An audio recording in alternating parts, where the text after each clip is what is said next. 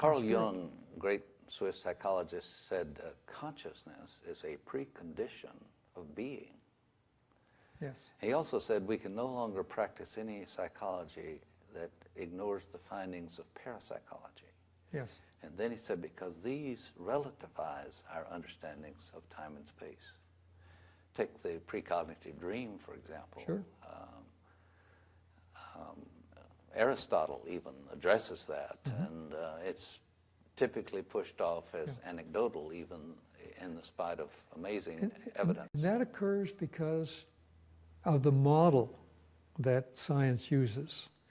It does not, it's not large enough to contain it. My view, my personal view, my working hypothesis, let's put it that way,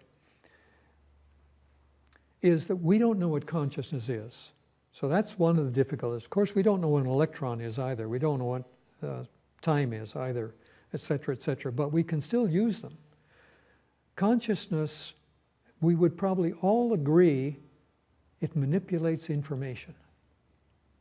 And that becomes very important. And it doesn't matter whether it's letters of an alphabet, numbers, jigsaw puzzles, mathematical symbols.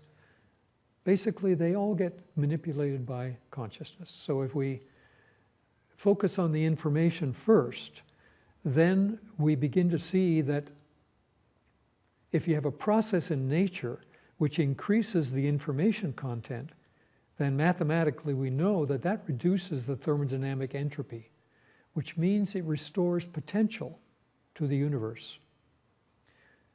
Whereas most processes, not involving consciousness, they all increase the entropy, which degrades the potential of the universe.